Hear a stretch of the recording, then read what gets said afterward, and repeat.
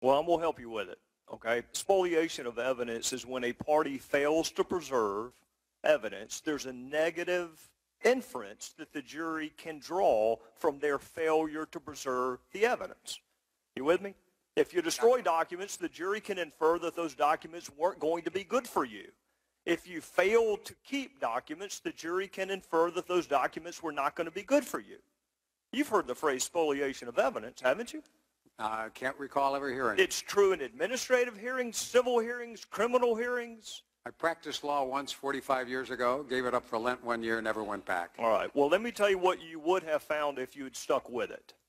When a party has a duty to preserve evidence or records and they fail to do so, there is a negative inference that is drawn from their failure to preserve the evidence. It's common sense, right?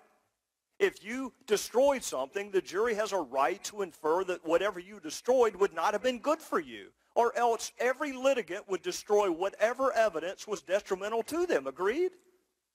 I'm not sure. I think if you destroy the evidence and people could prove it, it wouldn't be a good thing for your defense. Well, no, it's worse than that. The jury can draw, and they're instructed, they can draw a negative inference. All right. And that's true if a taxpayer is being sued by the IRS administratively, civilly, or prosecuted criminally, and they fail to keep documents, the jury can draw a negative inference from the fact that they didn't keep receipts or emails or documents.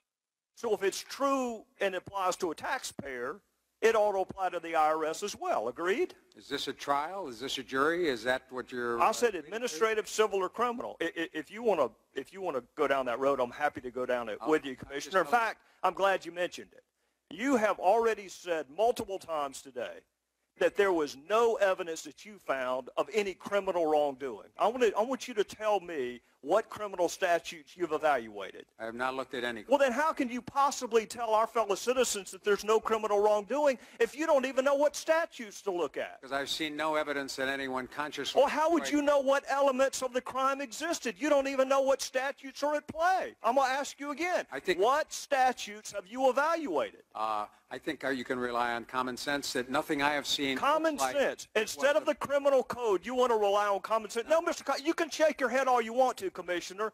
You have said today that there's no evidence of criminal wrongdoing. And I'm asking you what criminal statutes you have reviewed to reach that conclusion. I've reviewed no criminal statute. All right, so you don't have any idea whether there's any criminal conduct or not because you don't know the elements of the offense. I've seen no evidence of wrongdoing.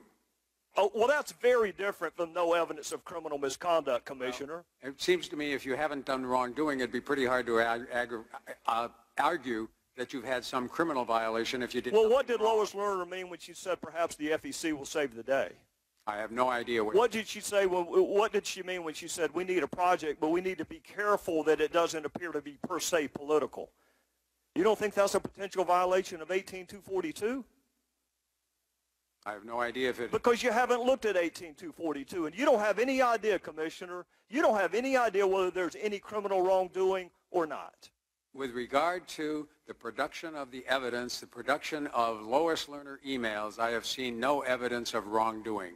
What else went on? Well, if there were, that would be a separate criminal offense. What else went on with Lois Lerner, I said in the past... So what you're saying is you don't have any idea whether she engaged in criminal wrongdoing. You're just saying that you did not engage in any with respect to the emails. I haven't seen any wrongdoing with regard to the production of Lois Lerner emails. But you are not saying there was no criminal wrongdoing with respect to the targeting of conservative groups. I want to be very clear. You're not saying that. I've made no judgments. So you disagree with the president when he says there's not a smidgen of corruption? There are people who have been making judgments both sides about whether there were... And you know what? I'm not one of those. I'm just simply saying we will never know because you didn't keep the evidence. The evidence was spoliated.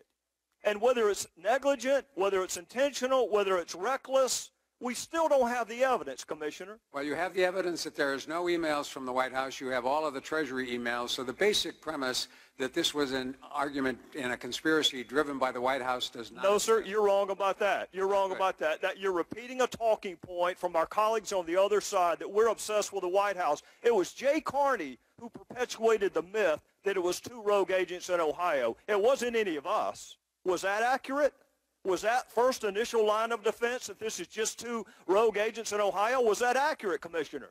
Not that I know of. All right, so that wasn't accurate, and that came from the White House. Who said there's not a smidgen of corruption? Who said that, Commissioner? My understanding is that was the president. Or it was the president. So that's Jay Carney and the president both inserting themselves into the IRS scandal. And you want to blame us for bringing the White House into it? I haven't blamed you at all. You just did, Commissioner. You just did. Well, it's a good argument. All I said was the White House has revealed there were no Lois Lerner emails. Treasury has given you all of their emails. So to the extent that the argument was that Lois Lerner was conspiring and emailing back and forth, thus far I haven't seen any. But you can be engaged in a conspiracy that doesn't include the White House. Gentlemen. Good. Time's up. Right. Thank you, sir.